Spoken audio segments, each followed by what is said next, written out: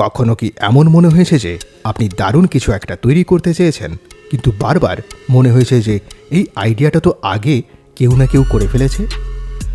আপনার মনে হয়েছে আপনার ভেতরে আসলে নতুন কোনো আইডিয়া নেই? আমরা যখনই নতুন কিছু করার চেষ্টা করি, আমাদের মাথায় একটা পাহাড় সম চাপ কাজ করে যে আমাকে একদম নতুন বা ইউনিক কিছু করতে হবে, যা আগে কখনো কেউ দেখেনি। এই চাপের কারণে অনেকেই শুরু করার আগেই হাল ছেড়ে দেন। কিন্তু যদি আমি আপনাকে বলি যে পৃথিবীর কোনো মহৎ সৃষ্টি আসলে 100 ভাগ নতুন নয়, আপনি যাকে নতুন কাজ বলছেন তা আসলে অনেকগুলো পুরনো আইডিয়ার একটা চমৎকার সমন্বয় মাত্র। আজকের এই আলোচনাটি আপনার সৃজনশীলতার সংজ্ঞা পুরোপুরি বদলে দেবে। আপনি যদি মনে করেন আপনি সৃষ্টিশীল নন, তবে আজকের এই ভিডিওটি শেষ পর্যন্ত দেখার পর আপনি নিজের ভেতর এক অদ্ভুত শক্তি অনুভব করবেন। আপনি বুঝতে পারবেন যে সৃজনশীল হওয়া কোনো জাদুকরী ক্ষমতা নয়, বরং এটি একটি বিশেষ দৃষ্টিভঙ্গি। আজকের এই পুরো আলোচনাটি সাজানো হয়েছে বর্তমান সময়ের অত্যন্ত প্রভাবশালী একটি বই, স্টিল লাইক অ্যান আর্টিস্টের মূল দর্শন নিয়ে। বইটির লেখক অস্টিন ক্লিয়ন আমাদের দেখিয়েছেন যে কিভাবে সৃজনশীলতার এই বিশাল জগতে ভয় না পেয়ে নিজের জায়গা করে নেওয়া যায়। এই বইটি শুধুমাত্র শিল্পী বা লেখকদের জন্য নয়, বরং এটি সেই প্রত্যেকটি মানুষের জন্য যারা নিজের কাজে নতুনত্ব আনতে চান এবং যারা মনে করেন যে তাদের আইডিয়াগুলো কোথাও আটকে আছে। আমরা আজই বইটির গভীর বিশ্লেষণ করব এবং বোঝার চেষ্টা করব কিভাবে আমরা অন্যের কাজ থেকে অনুপ্রাণিত হয়ে নিজের একটি স্বতন্ত্র পরিচয় তৈরি করতে পারি। আজকের এই আলোচনা থেকে আপনি শিখতে পারবেন কিভাবে আপনার চারপাশের জগৎ থেকে রসদ সংগ্রহ করে সেগুলোকে নিজের ছাঁচে নতুন কিছু তৈরি করতে হয়। এটি কোনো চুরি করার কৌশল নয়, বরং এটি সৃজনশীলতার এক সৎ এবং গভীর প্রক্রিয়া। প্রথমেই আমাদের একটি বহুল প্রচলিত ধারণা ভাঙতে হবে। আমরা মনে করি যে সৃজনশীল মানুষরা শূন্য থেকে কোনো কিছু তৈরি করেন, কিন্তু বাস্তবতা হলো পৃথিবীটা অনেকটা একটা বিশাল লাইব্রেরির মতো। এখানে নতুন কিছু তৈরি হয় তা আসলে আগের অনেকগুলো কাজের সংমিশ্রণ। লেখক এখানে একটি চমৎকার কথা বলেছেন, কোনো কিছুই আসলে একদম অরিজিনাল নয়। আপনি যখন কোনো কাজকে খুব অরিজিনাল মনে করেন, তার মানে হলো আপনি আসলে সেই কাজের মূল উৎসগুলো এখনও খুঁজে পাননি। জগতের প্রতিটি কাজই কোনো না কোনো পুরনো কাজের বিবর্তন। উদাহরণস্বরূপ, আপনি যদি একজন সঙ্গীত শিল্পীর কথা ভাবেন, তিনি ছোটবেলা থেকে যে গানগুলো শুনে বড় হয়েছেন তার অবচেতন মনে সেই সুরগুলো গেঁথে থাকে। যখন তিনি নতুন কোনো সুর তৈরি করেন, তখন সেই পুরনো সুরগুলোই ভিন্ন আঙ্গিকে প্রকাশ পায়। তাই আপনার প্রথম কাজ হলো এই ভয় থেকে বেরিয়ে আসা যে আপনাকে একদম আকাশ থেকে পড়া কোনো আইডিয়া নিয়ে আসতে হবে, বরং আপনার চারপাশের যা কিছু ভালো লাগে, যা কিছু আপনাকে টানে, সেগুলোকে সংগ্রহ করতে শুরু করুন। আপনি যত বেশি ভালো জিনিসের সংস্পর্শে থাকবেন, আপনার নিজের কাজের মান তত উন্নত হবে। নিজের মনের মধ্যে একটি আর্কাইভ তৈরি করুন, যেখানে আপনি আপনার পছন্দের আইডিয়াগুলো জমা রাখবেন।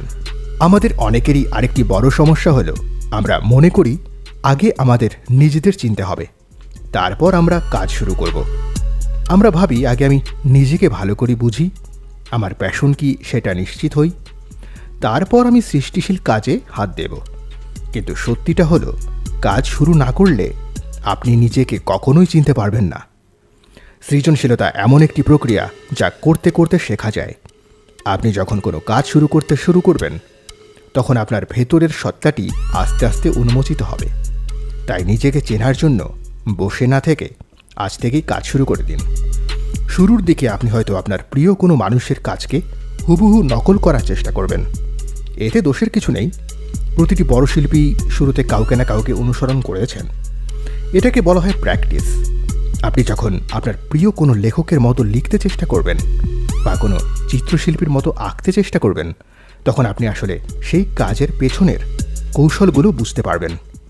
তবে মনে রাখতে হবে, আপনার লক্ষ্য হলো সেই মানুষটির কাজের পেছনের চিন্তাভাবনা চুরি করা, শুধু তার কাজের ওপরের রূপটি নয়। আপনি যখন বুঝতে পারবেন আপনার আইডল কিভাবে চিন্তা করেন, তখন আপনি সেই চিন্তার সাথে আপনার নিজের চিন্তা যোগ করে নতুন কিছু তৈরি করতে পারবেন। অনুকরণ করতে করতেই একদিন আপনি আবিষ্কার করবেন যে আপনি অজান্তেই নিজের একটি নিজস্ব স্টাইল তৈরি করে ফেলেছেন। কারণ আপনি যতই চেষ্টা করেন না কেন, আপনি একদম নিখুঁতভাবে অন্য কারোর মতো হতে পারবেন না। আর যেখানেই আপনি ব্যর্থ হচ্ছেন অন্য কারো মতো হতে, সেখানেই আপনার নিজের আসল রূপটি লুকিয়ে আছে। ডিজিটাল যুগে আমরা সারাদিন কম্পিউটারের সামনে বসে থাকি, কিন্তু আমাদের মস্তিষ্ক এবং শরীরের মধ্যে একটি গভীর সম্পর্ক আছে।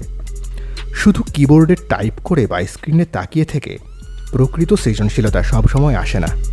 আমাদের হাত এবং শরীরের নড়াচড়া মস্তিষ্কের নতুন নতুন কোষকে জাগ্রত করে। এই কারণেই লেখক পরামর্শ দিচ্ছেন যে আপনার কাজের জায়গায় অন্তত 2টি ডেস্ক থাকা উচিত। একটি হবে ডিজিটাল ডেস্ক, যেখানে ল্যাপটপ, ট্যাবলেট বা ফোন থাকবে, আর অন্যটি হবে অ্যানালগ ডেস্ক, যেখানে কোনো ইলেকট্রিক ডিভাইস থাকবে না। সেখানে থাকবে শুধু কাগজ, কলম, পেন্সিল, রং বা কাঁচি। আপনি যখন কাগজে কলম দিয়ে কিছু লেখেন বা হাতে কিছু তৈরি করেন, তখন আপনার মস্তিষ্ক অনেক বেশি সক্রিয় থাকে। অ্যানালগ ডেস্কে আপনি আপনার আইডিয়াগুলো নিয়ে খেলবেন, কাটাকুটি করবেন, ভুল করবেন, আর যখন সেই আইডিয়াটি এটি পূর্ণাঙ্গ রূপ পাবে, তখন আপনি ডিজিটাল ডেস্কে গিয়ে সেটিকে ফাইনাল রূপ দেবেন। এই যে শরীরের প্রতিটি ইন্দ্রিয়কে কাজে লাগানো, এটি আপনার কাজকে আরও বেশি জীবন্ত করে তুলবে। তাই সারাদিন স্ক্রিনে আটকে না থেকে মাঝে মাঝে কাগজ কলমে ফিরে যান। দেখবেন আপনার চিন্তার জগৎ কত দ্রুত প্রসারিত হচ্ছে।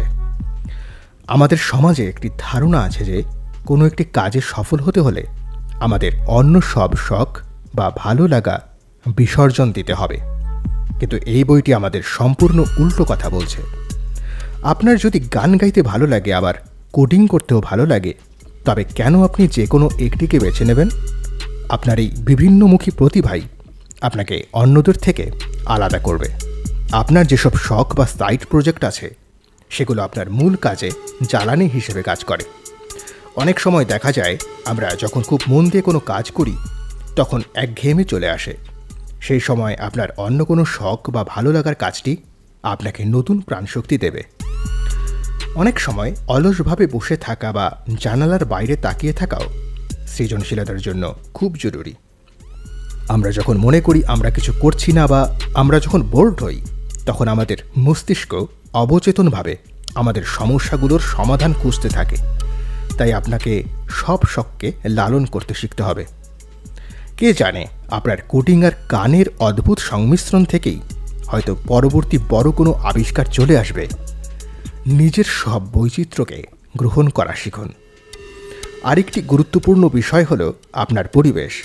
আমরা প্রায়শই অভিযোগ করি যে আমি যদি বড় কোনো শহরে থাকতাম বা ভালো কোনো পরিবেশে থাকতাম, তবে আমি অনেক ভালো কাজ করতে পারতাম। কিন্তু ইন্টারনেটের এই যুগে ভৌগোলিক সীমানা আর কোনো বাধা নয়। আপনি পৃথিবীর যেখানেই থাকুন না কেন, আপনি নিজের জন্য একটি নিজস্ব জগৎ তৈরি করে নিতে পারেন। আপনার ঘরে বসে আপনি সারা বিশ্বের জ্ঞানী মানুষের বই পড়তে পারেন, তাদের কাজ দেখতে পারেন। আপনার চারপাশের মানুষ যদি আপনাকে অনুপ্রাণিত না করে, তবে আপনি ইন্টারনেটে এমন একটি কমিউনিটি খুঁজে নিতে পারেন যারা আপনার মতো চিন্তা করে। তবে মনে রাখবেন, মাঝে মাঝে নিজের চেনা পরিবেশ থেকেও দূরে যাওয়া প্রয়োজন। নতুন জায়গা, নতুন মানুষ এবং নতুন সংস্কৃতি আপনার মস্তিষ্ককে নতুনভাবে চিন্তা করতে বাধ্য করে। তবে আপনার যদি ভ্রমণের সুযোগ নাও থাকে, তবে আপনার পড়ার ঘরের পরিবেশটি এমনভাবে সাজান যা আপনাকে প্রতিনিয়ত উৎসাহিত করবে। আপনার চারপাশের জিনিসগুলো যেন আপনার সৃজনশীলতাকে উস্কে দেয়। সৃজনশীল মানুষেরা অনেক সময় একটু অগোছালো বা খামখেয়ালি হন বলে একটা ধারণা আছে। কিন্তু দীর্ঘমেয়াদী সফলতার জন্য আপনাকে হতে হবে অত্যন্ত সুশৃঙ্খল এবং ধৈর্যশীল। লেখক বলেছেন, বি বোরিং, অর্থাৎ আপনার দৈনন্দিন জীবনটা যেন খুব সাধারণ এবং নিয়মমাফিক হয়, যাতে আপনি আপনার পুরো শক্তি কাজের পেছনে ব্যয় করতে পারেন। হুটহাট কাজ ছেড়ে দিয়ে অনিশ্চয়তার মধ্যে পড়ার চেয়ে একটি নিয়মিত চাকরি বা আয়ের উৎস রাখা অনেক বুদ্ধিমানের কাজ। কারণ যখন আপনার মাথার ওপর আর্থিক অভাবের চাপ থাকবে না, তখন আপনি অনেক বেশি স্বাধীনভাবে এবং নির্ভয়ে আপনার সৃজনশীল কাজগুলো করতে পারবেন। প্রতিদিন একটি নির্দিষ্ট সময়ে কাজ করার অভ্যাস গড়ে তুলুন। মোটিভেশনের জন্য অপেক্ষা না করে শৃঙ্খলার উপর জোর দিন। ক্যালেন্ডারে প্রতিদিনের কাজের হিসাব রাখা বা একটি ছোট ডায়েরিতে প্রতিদিনের অগ্রগতি লিখে রাখা আপনাকে অনেক দূর এগিয়ে নিয়ে যাবে। মনে রাখবেন, সৃজনশীলতা কোনো ম্যারাথন দৌড় নয়, এটি একটি দীর্ঘ যাত্রা। এখানে টিকে থাকার জন্য আপনার শারীরিক এবং মানসিক সুস্থতা বজায় রাখা খুবই জরুরি। নিয়মিত ঘুম, ভালো খাবার এবং দুশ্চিন্তামুক্ত থাকা আপনার সৃজনশীলতাকে সতেজ রাখবে। সবশেষে একটি অদ্ভুত কিন্তু অত্যন্ত কার্যকর সত্য হল সীমানা বা লিমিটেশন। আমরা মনে করি আমাদের কাছে যদি সব ধরনের সুযোগ সুবিধা থাকতো তবে আমরা চমৎকার সব কাজ উপহার দিতে পারতাম, কিন্তু বাস্তবতা হলো সীমাহীন সুযোগ আমাদের সৃজনশীলতাকে স্থবির করে দেয়। আপনার কাছে যখন খুব সামান্য কিছু থাকবে তখনই আপনার মস্তিষ্ক সবচেয়ে বেশি সক্রিয় হবে, কারণ তখন আপনাকে সীমিত সম্পদের মধ্যেই সেরাটা বের করে আনতে হয়। আপনি যদি মনে করেন আপনার দামি ক্যামেরা নেই তাই আপনি ভালো ভিডিও বানাতে পারছেন না, তবে আপনি ভুল করছেন। আপনার হাতের ফোনটি দিয়ে শুরু করুন। এই যে লিমিটেশন, এটি আপনাকে নতুন নতুন টেকনিক শিখতে সাহায্য করবে। পৃথিবীর অনেক কালজয়ী সৃষ্টি হয়েছে খুব সীমিত সম্পদের মধ্যে, তাই অভাবের অভিযোগ না করে আপনার যা আছে তা দিয়েই শুরু করুন। এই সীমাবদ্ধতাকেই আপনার শক্তি হিসেবে ব্যবহার করুন। কি বাদ দিতে হবে তা জানাই হলো সৃজনশীলতার আসল রহস্য। অতিরিক্ত তথ্য এবং উপকরণের ভিড়ে হারিয়ে না গিয়ে মূল বিষয়টিতে ফোকাস করুন।